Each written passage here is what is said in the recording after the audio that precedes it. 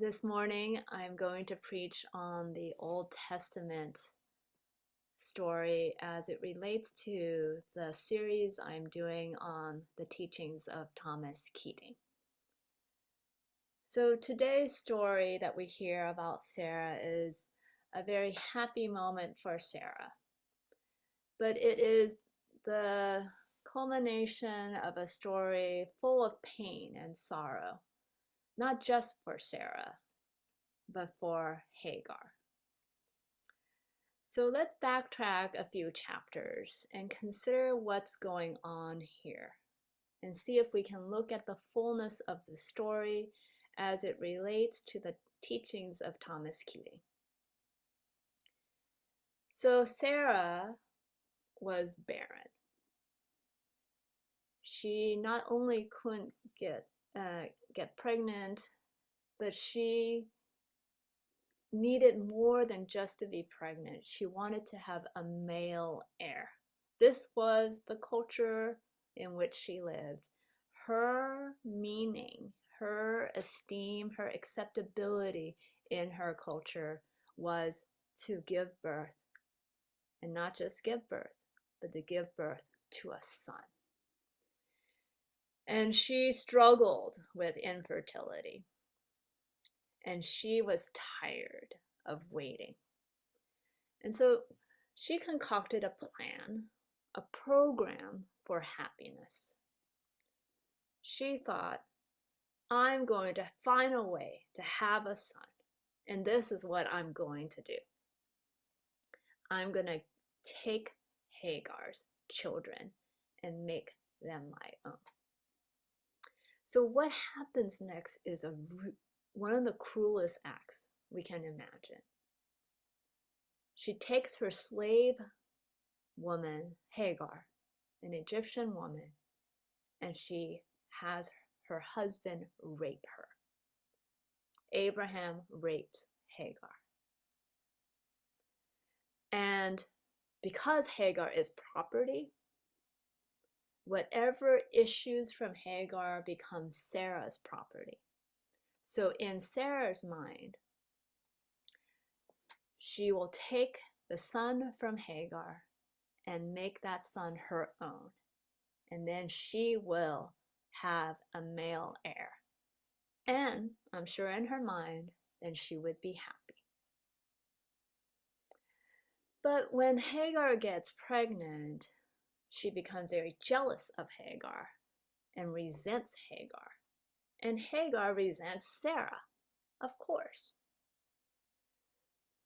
But the time came for Hagar to deliver, and this is how it worked back then in order to make Hagar's child her child. When Hagar delivered, she sat on Sarah's lap and pushed out her child as if she's pushing out the child for Sarah. And then Sarah took that child. And that child was called Ishmael. And the reason he was called Ishmael was that when Sarah was oppressing Hagar, Hagar ran away and wept and wept. And God said, I have a larger plan, and I want you to go back and give birth to this child. But I have heard you cry. And Ishmael means God hears me. So this was the background before this moment that we read today, of these divine visitors who come, and Sarah overhears that from these divine visitors that God intends for Sarah to actually give birth to a son. And she laughs with scorn. She was old. Abraham was old. The whole dream was gone. And it hadn't turned out to make her so happy. Her ploy to get Ishmael to be her son, because there was a lot of resentment in the family. But then her laughter of scorn changes to laughter of joy and awe when she beheld a son of her own issue. And she says with great joy, everyone who looks on me will also laugh with me and laugh with joy, because who would have thought that this could happen to me and Abraham? Everyone will laugh with joy.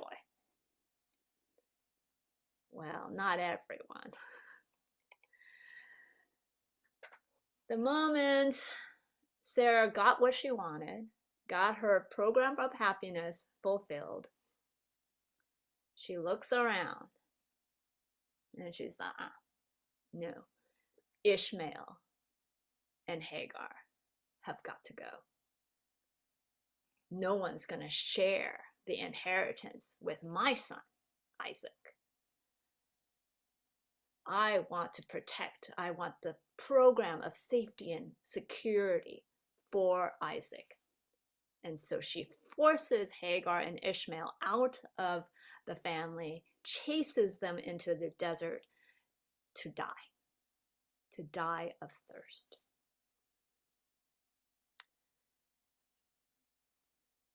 But we don't need to worry about Hagar and Ishmael, because God once again comes to Hagar in the midst of her desperation when when Ishmael was dying. The Lord came to her and said, I see you and I see your desperation, and do not worry. I will save you, and I will make Ishmael also a great nation. And Hagar actually is the first woman to give God a name. Ray, the one who sees me. So Ishmael is the one who God hears me, and she gives a personal name to the Lord in the desert, the one who sees me. But this whole story is very painful, and Sarah is shockingly cruel.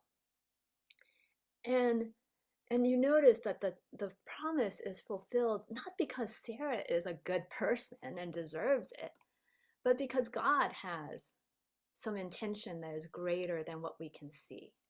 But we are bound up, and Sarah is bound up in a program of happiness, and she's devising ways to fulfill this program. And what we also see is that she gets what she wants, and it actually doesn't make her happy.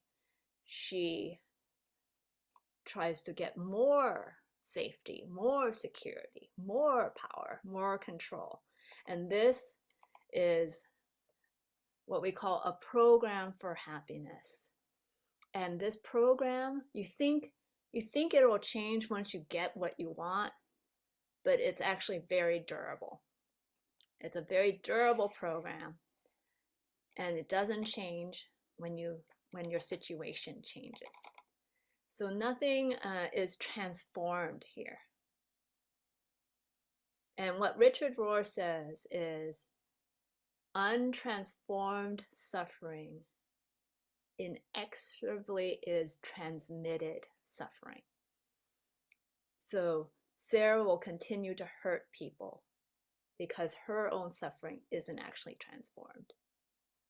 And you have that saying, hurt people, hurt people.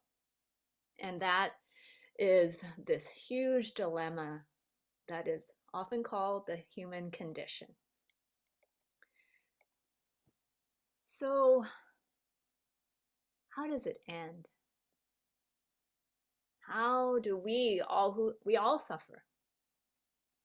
How do we make sure that this suffering doesn't get transmitted, and so that what we have borne doesn't give us an excuse to hurt somebody else?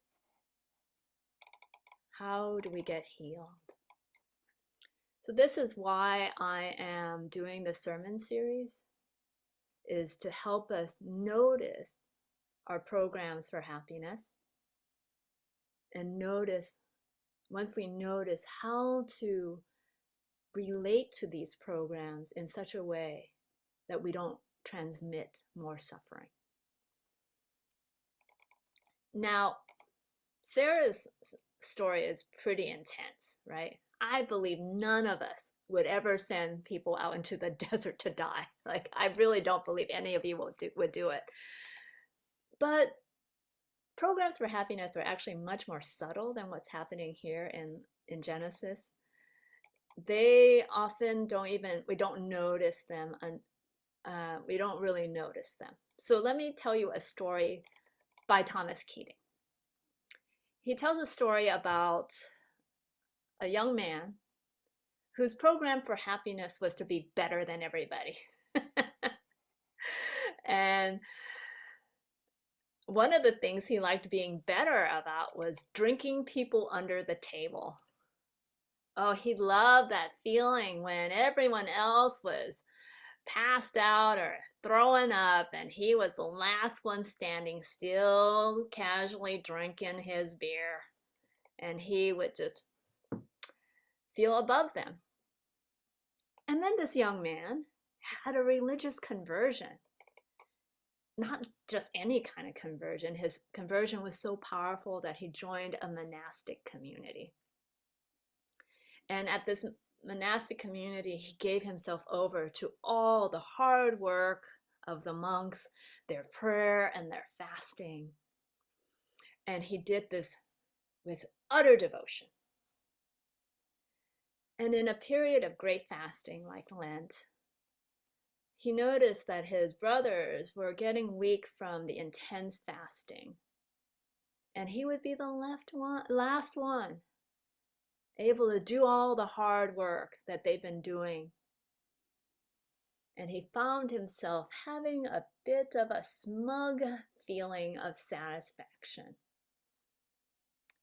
He was fasting his brothers under the table.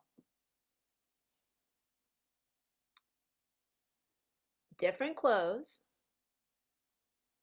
different situation, same program for happiness.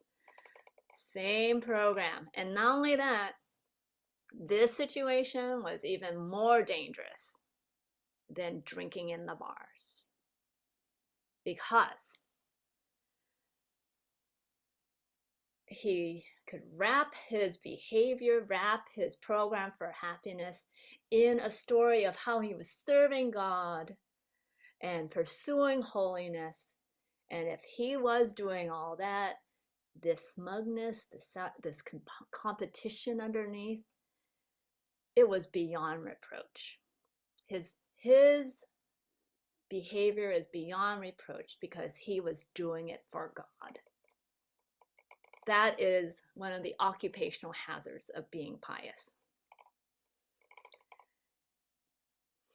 So, same program for happiness, different situation. How many of you have ever found yourself doing that? Like you make a resolution, like, I'm going to do better. I'm not going to let that person get underneath my skin. I'm not going to yell when I get mad. I'm not going to be manipulative if I don't get my way. And then you find yourself doing the exact same thing, even though you had every intention and all this good desire, and you made this resolution, and you are repeating yourself. That is very normal, by the way. You're not a bad person because you do that. You are a normal person. It is normal. But it does not make it does not transform you or the world, and it transmits suffering. And I think most of us do not want that. We don't want to keep repeating behavior that hurts ourselves and others. So what do we do about that? What do we do about these programs? And what are these programs? Where do they come from? And I think it's really important to examine this because we don't want to give up hope. We don't want to give up hope that something can be done, and that we're not held in bondage to these programs. But first, let's talk a little more about these programs. In last week, I talked about these instinctual centers called energy centers that are there for our survival. The earliest one is safety and security. The second is esteem and affection. And the third one is power and control. And out of a frustrated need in these centers, we will develop means and methods, programs for getting these needs met. And so, for instance, we look at this young man who feels that he has to be better than everybody in order to be happy and good with himself. It comes from that esteem and affection center. But he is so far away from his knowledge of that need that he's just working out a program, trying to find a way to be happy by being better than others. And Sarah is doing the same thing. She has a program for happiness, and she keeps trying to figure out how to get this need of acceptability met and safety and security met, that she can't see that she is being driven by this program. She thinks she's, in control and knows what she's doing. So this constellation of programs and energy centers and the way we move about that are destructive, it's called the false self system. The false self system. It lives on fantasy. So if I'll only be happy if I can get that, if I can become this, if I can get people to recognize how good I am, how wonderful I am, or how capable I am, or I'll only be happy if people around me will change, if they will just see things my way. So this is called the false self system. And what it does is, when our programs are operating very strong, it will take us to a far country. And we will be lost in this false self system. But the antidote to this is actually very simple. What it means to be in your true self. The self is only true when it is in God. And that really means not performing, like I'm my true self if I am doing this and doing that, or if people think this of me or think that of me. But my true self is just that God created me. And God created me, and that means I am enough.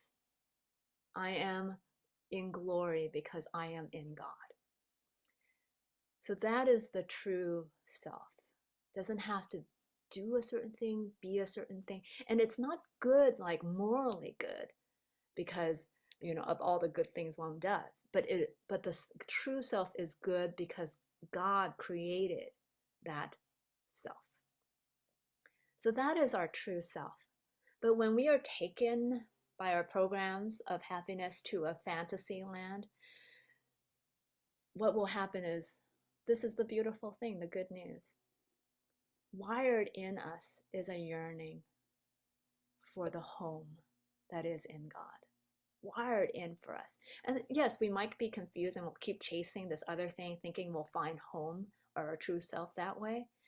But if we are able to repent, that is, change the direction in which we're looking for happiness and point that direction toward God, toward the consent that we are already good in our being without all these programs, then we will find our way home. And so today I want to invite you to consider two things. Name one program of happiness that you have. Share it with someone you trust. And then see if you notice that longing inside of you, that that sense of restlessness, that sense of wanting, wanting to be home. And then I want you to hear what Jesus says to all of us who are far from home. Come unto me, all ye that travail and are heavy laden, and you will find rest for your soul. Take my yoke upon you and learn from me, for my burden is light and my yoke is easy. And you will find rest for your soul in God. So that is what we're going to do in this series. We're going to notice what our programs of happiness are. Notice what the false self-system is doing. And then pay attention and just the simple act of consenting to our goodness without any of those pursuits. And find that our happiness is really about being in God and resting in God. And we will know then what it is to go home. Amen.